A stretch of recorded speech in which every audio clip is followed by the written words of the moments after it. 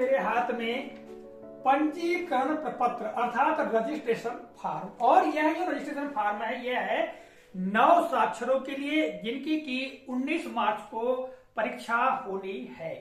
तो इस फार्म में क्या भरना है, कैसे भरना है, इस बारे में हम भली भांति जानते हैं।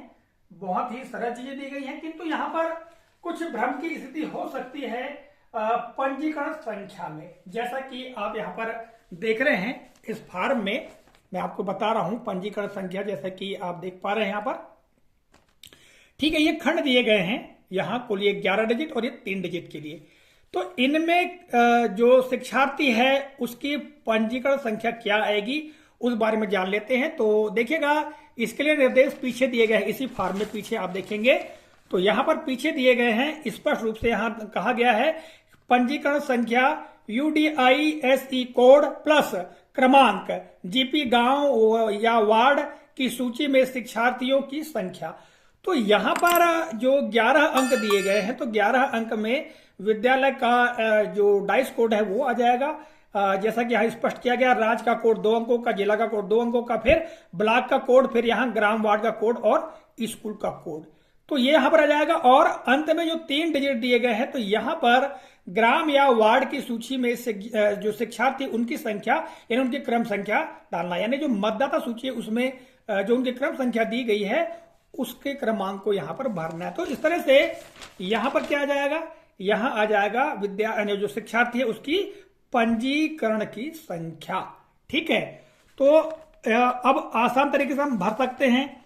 और यहाँ जो बाकी खंड दिए गए हैं यहाँ केवल टिक मार्क करना है जहां जहां अभी हम आपसे इस संबंध में चर्चा कर लेते हैं।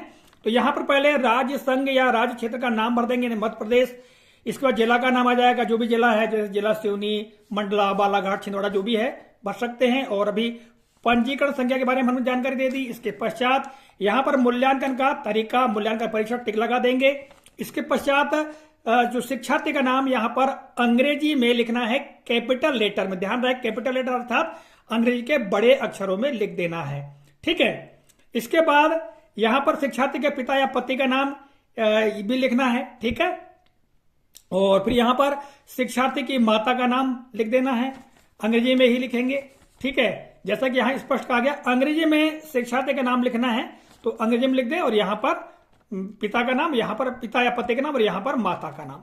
अब देखिएगा यहाँ पर यदि कोई महिला है तो उसकी माता का नाम की बात कहिए तो माता का नाम, जो भी माता का नाम वो जरूर लिख ले। ठीक है, यहाँ पर यदि महिला है और पति का नाम लिखना है तो पिता का काट दे ताकि स्पष्ट हो जाए कि पति का नाम है और यहाँ पर माता का नाम आ जाएगा। ठीक है, इसके पश्चात यहाँ पर विवाहित स्थिति में टिक लगा देना, विवाहित तो विवाहित, अविवाहित तो अविवाहित।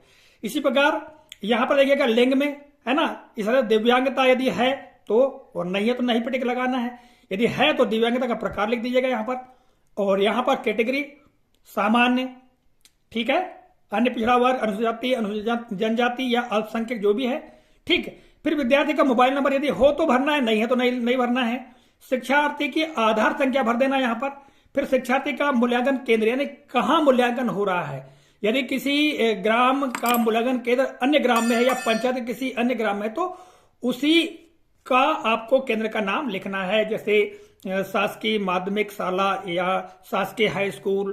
ठीक है, जो भी है तो वो यहाँ पर लिख सकते हैं। ठीक है, तो इतना ही भरना है। और यहाँ पर देखिएगा फोटो चस्पा करने के लिए जगह दी गई है, शिक्षार्थी का रंगीन पासपोर्ट आकार का फोटो यहाँ चस्पा करना है। इधर केवल समझाया गया है कि कैसे भरना, इधर कुछ नहीं भरना, केवल भरना यहाँ पर है। तो साथियों यह है शिक्षार्थियों के लिए मूल्यांकन प्रपत्र भरने से संबंधित जानकारी। आशा करते हैं जानकारी उपयोगी लगी होगी। यदि कोई प्रश्न हो तो कमेंट अवश्य करें। मिलेंगे अगले कालखंड में, तब तक के लिए जय हिंद।